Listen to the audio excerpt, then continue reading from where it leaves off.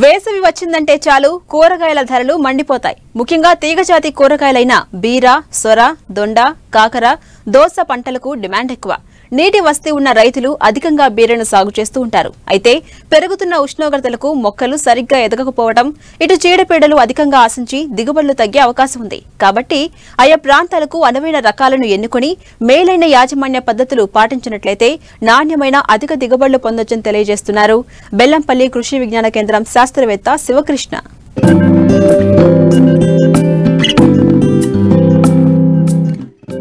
బీర తక్కువ సమయంలోనే పంట చేతికందుతుంది. పందిరి విధానంలో మేలైన యాజమాన్య పద్ధతులు పాటిస్తే అధిక దిగుబడులు పొందవచ్చు. నాటిన 3 వారాలకే కాతకు రావడం బీర పంట ప్రత్యేకత. సులభంగా తెంపి మార్కెట్కు తరలించవచ్చు. ఎక్కువ మంది కూలీల అవసరం కూడా ఉండదు. ఒకే వ్యక్తి ఒక రోజులో క్వింటాలు వరకు బీరకాయలను తెంపగలుగుతారు. అదే ఇతర పంటలైతే 3-4 కూలీలు అవసరమవుతారు. ధర బాగా పలికితే బీర సాగులో వచ్చిన లాభాలు ఏ పంటలో కూడా రావు. వినియోగదారులు కూడా ప్రస్తుతం అందుబాటులో ఉన్న హైబ్రిడ్ విత్తనాలతో ఉత్పత్తయ్యే బీరకాయలపై ఎక్కువ ఆసక్తి కనబరుస్తున్నారు. కాబట్టి వేసవిలో బీరను సాగు చేసినా చేయబోతున్న రైతులంతా మేలైన యాజమాన్య పద్ధతులు పాటించినట్లయితే నాణ్యమైన అధిక దిగుబడులను పొందేందుకు వీలుంటుంది. వేసవి బీర సాగులో ఎలాంటి మెళకువలు పాటించాలో రైతులకు తెలియజేస్తున్నారు మంచిర్యాల జిల్లా బెల్లంపల్లి కృషి విజ్ఞాన కేంద్రం కోఆర్డినేటర్ శివకృష్ణ. మనం ప్రస్తుతం చూసుకున్నట్లయితే బీర సాగు, అలాగే బీరలో తీసుకోవాల్సిన జాగ్రత్తలు, వాటి గురించి మనము తెలుసుకుందాము. అందులో ముఖ్యంగా పందిరి కూరగాయల సాగు మన రాష్ట్రంలో విరివిగా రైతులు సాగు చేస్తూ ఉంటారు. ముఖ్యంగా పందిర్లో గుమ్మడి కానివ్వండి, బీర, కాకర ఇలాంటి తీగజాతి కూరగాయలు ఎక్కువగా పందిర్ల కింద రైతులు సాగు చేస్తూ వస్తారు. అందులో ముఖ్యంగా మనం బీర సాగును చూసుకున్నట్లయితే బీర మనకు అన్ని నేలల్లో అనుకూలమైనది. క్షార నేలల్లో బీర సాగు అనుకూలంగా ఉండదు. ఇసుక నేలలు కానివ్వండి, తేలికపాట నేలలు కానివ్వండి, వీటి నేలల్లో మనకు బీర సాగు చేసుకోవడానికి అనుకూలము. ముఖ్యంగా బీరలో మనము చూసుకున్నట్లయితే సంకర జాతి రకాలు, హైబ్రిడ్ రకాలు, అలాగే సూటి రకాలు కూడా మనకు అందుబాటులో ఉన్నాయి. మనకు సంకర జాతి రకాలు NS3 కానివ్వండి, NS40 కానివ్వండి, సురేఖ ఇలాంటి రకాలు మనకు ఉన్నాయి. అలాగే మనకు సూటి రకాలు జగిత్యాల లాంగ్, జైపూర్ లాంగ్ ఇలాంటివి వేసవికి చాలా అనుకూలమైనవి.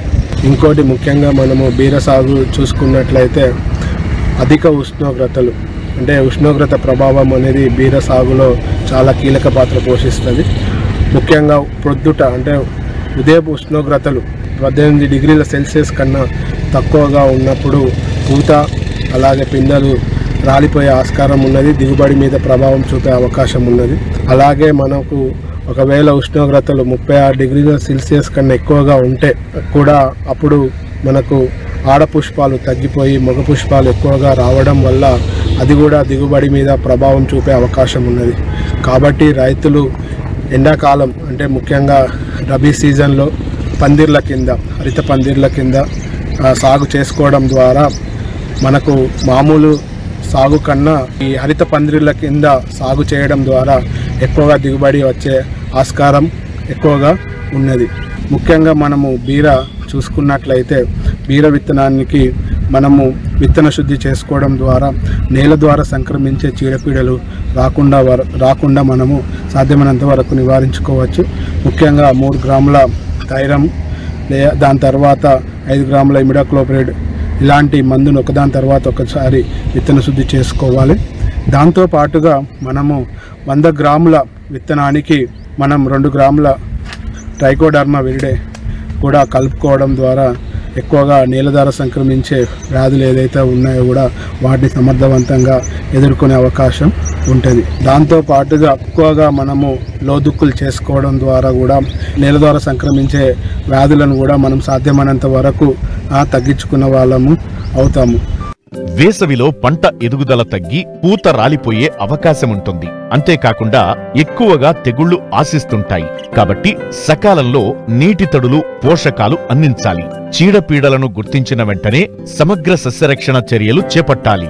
ముఖ్యంగా తీగజాతి కూరగాయలలో ఎండాకాలంలో ఎక్కువగా వేడి ఉండడం వల్ల ఆడపుష్పాలు తక్కువగా రావడం అవకాశం ఉంటుంది కాబట్టి మగ పుష్పాలు ఎక్కువగా వచ్చే అవకాశం ఉంటుంది కాబట్టి రైతులు విత్తిన 15 రోజులకు బోరాక్స్ అలాగే ఇథిరాల్ 1 లీటర్ నీటికి అంటే 2.5 ml లీటర్ నీటికి కలుపుకొని 2 దఫాలుగా పిచికారీ చేసుకోవడం ద్వారా మనకు ఆడపుష్పాలు ఎక్కువగా వచ్చే అవకాశం ఉంది, దిగుబడి కూడా ఎక్కువగా వచ్చే అవకాశము ఉన్నది. అలాగే వీటితో పాటుగా రైతులు ముఖ్యంగా ఎలాంటి చీడపీడలు రాకుండా నివారణ చేసుకోవడానికి ఫ్లై ట్రాప్స్ కూడా అమర్చుకోవడం ద్వారా కూడా పండు ఈగలు రాకుండా కూడా సాధ్యమైనంత వరకు నివారించుకోవచ్చు. అలాగే పోషక విలువలు కూడా మొక్కకు చాలా అవసరము కాబట్టి రైతులు యూరియా, డిఏపి, పొటాష్ అంటే ముఖ్యంగా మనకు భాస్వరం 30 నుంచి 40 కేజీల భాస్వరం ఇచ్చే ఎరువులను అలాగే 16 నుంచి 12 కేజీల పొటాష్ ఇచ్చే ఎరువులను మనకు వేసుకోవాలి.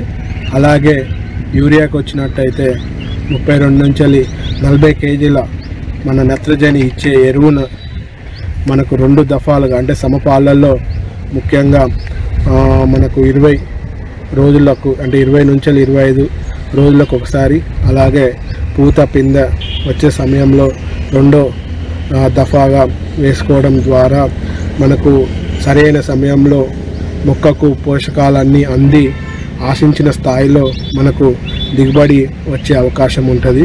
కాబట్టి రైతులు ముఖ్యంగా నీళ్ళు పెట్టే సమయము అంటే పువ్వు మొగ్గ దశలో నీళ్ళు పెట్టకుండా పువ్వు మొగ్గలు వేసిన తర్వాత కాయలు పిందె దశలలో మనకు చిన్నప్పుడు నీళ్ళు పెట్టుకోవడం చాలా ముఖ్యము. ఇంకోటి ఏంటంటే పందిర్లలో ఎక్కువగా మనము కూరగాయలు పెంచుకోవడం ద్వారా బీరకాయ కానీ మిగతా ఏదైనా కూడా తీగజాతి కూరగాయలు ఎక్కువగా మన బీరకాయలు వడి తిరగకుండా సమానంగా మంచిగా పెరుగుతాయి. దాని పెరగడం ద్వారా ఏమవుతుందంటే మార్కెట్లో కూడా వడి తిరగని కూరగాయలు కాబట్టి బీరకాయ ఎక్కువగా మనకు రేటు వచ్చే అవకాశం ఉంటుంది.